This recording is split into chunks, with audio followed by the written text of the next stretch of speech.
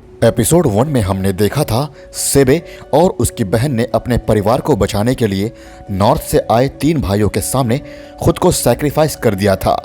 लेकिन सेबे और उसकी बहन से मिलन करने के लिए तीनों भाई आपस में ही लड़ने लगे, क्योंकि सेबे ऐसे ही किसी से मिलन नहीं करना चाहती थी। वह अपने बच्चों के लिए सबसे सक्षम पिता चाहती थी। अब आगे देखते हैं आज के इस एपिसोड में, जिसे मैं आज एक्सप्लेन करूंगा, जिसका नाम है डेथ ऑफ अ ड्रीम। बने रहिएगा वीडियो के अंत तक और मुझे इंस्टाग्राम में फॉलो जरूर कीजिएगा। साथ ही चैनल को सब्सक्राइब करके बेल आइकन प्रेस करना मत भूलिएगा, क्योंकि आप देख रहे हैं facts phylum the amazing kingdom of animals. इस एपिसोड की शुरुआत होती है 2 नर्दन भाइयों से जो आपस में लड़ रहे हैं, सेबे और उसकी बहन से मिलन करने के लिए, ताकि वह अपने ब्लड लाइन को शुरू कर सके। सेबे भी बेताब है अपने परिवार की शुरुआत के लिए, लेकिन वह जानती है यह जगह उसके होने वाले बच्चों के लिए सही नहीं है, क्योंकि दुश्मन चारों तरफ भरे हुए हैं। ऐसे में एक जिम्मेदार राजा होने के बजाय यह शेर बार बार सेबे से मिलन की कोशिश कर रहा है, लेकिन सेबे हर बार उसे ठुकरा दे रही है। जाहिर है उसे अभी खुद को साबित करना होगा, लेकिन यह शेर मिलन की चाह में इस कदर खोए हुए हैं कि ये हाइनास को रोक तक नहीं रहे हैं। जल्द ही ये हाइनास इस इलाके पर कब्जा जमा लेते हैं। अब सेबे को चाहिए एक नई जगह और प्रोटेक्शन, ताकि वह परिवार शुरू कर सके। किंगडम के गोद में मौजूद है मोम्बो, जहां एक बार फिर सूखे ने दस्तक दिया है। ऐसे में जो कमजोर है, यह वक्त उसके लिए बेहद मुश्किल है, पर हाइनास के लिए यह मौसम काफी अच्छा है। यहाँ कुछ एक वाटर होल्स बचे हुए हैं, जहाँ इन्होंने कब्जा कर रखा है। इधर खुटलो कई मुश्किलों से गुजरने के बाद अब बड़ा हो चुका है और खुद को झुंड के दूसरे सदस्यों की तरह शामिल होते हुए देखना चाहता है, लेकिन ऐसा तभी होगा जब वह खुद को साबित कर पाएगा। और इसीलिए खुटलो ने एक वार्थॉग पर निशाना बनाया, पर अफसोस नाकामयाब हुआ। इनफैक्ट झुंड के दूसरे मेंबर्स ने खुटलो को आज बचा लिया, पर कोई बात नहीं, एक दिन खुटलो जरूर एक माहिर शिकारी बनेगा।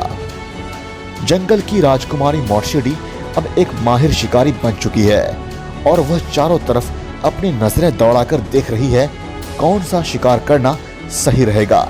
तभी उसकी नजर एक मरे हुए हाथी पर पड़ती है, जिसे हाइनास खा रहे होते हैं।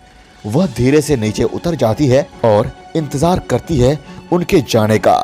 हाइनास के जाते ही मॉर्शिडी दावत उड़ाने लगती है। वह थोड़ी देर ही खा पाती है, तभी सो रहे हाइनास उठ जाते हैं और मॉर्शिडी पर हमला बोल देते हैं। लेकिन मॉर्शिडी भाग खड़ी होती है। आज मॉर्शिडी किसी तरह बच गई, लेकिन वह समझ चुकी है कि यह जंगल अब धीरे धीरे उसके हाथ से निकल रहा है। सेबे और उसकी बहन ने शेरों को उत्तर की तरफ ले आई है, जहां शिकार की कोई कमी नहीं है और तो और पानी भी काफी मात्रा में है। ऐसे में सेबे के लिए एक बेहतरीन अवसर है परिवार शुरू करने का और अपने साम्राज्य को स्थापित करने का।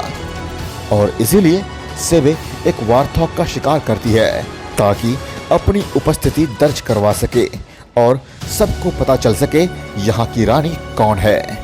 यहाँ वह सब कुछ है जो सेबे चाहती है, पर कुछ ऐसे भी हैं जो वह नहीं चाहती है, जैसे ये हाइनास जो हर जगह फैले हुए हैं।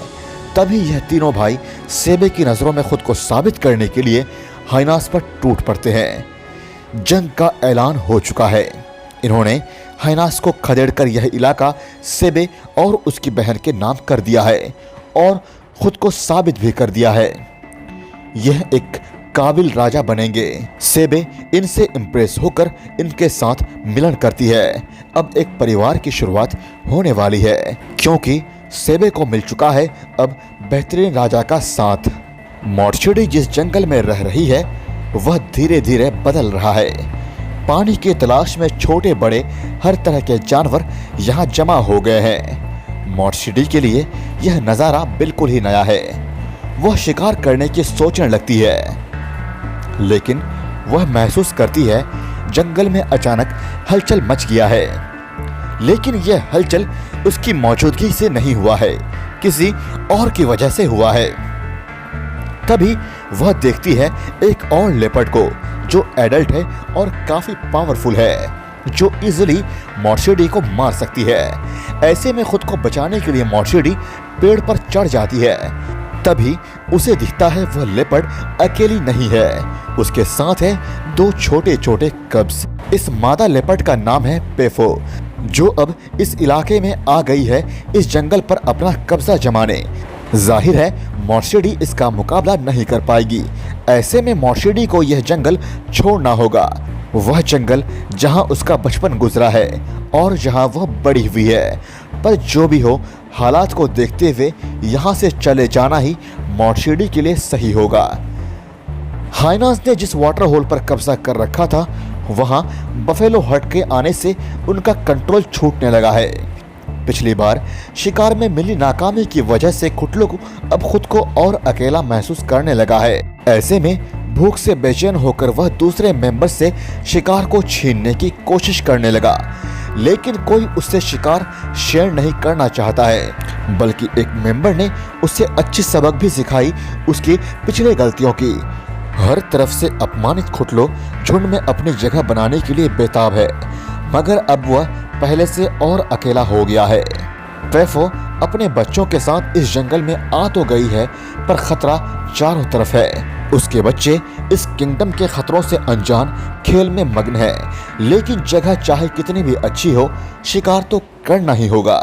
और इसीलिए फेफो अपने बच्चों को अकेले और सुरक्षित छोड़कर शिकार करने जाती है और एक वारथॉग का शिकार कर लेती है। बच्चों के पास ले जाने से पहले वह इस शिकार को खुद चखती है।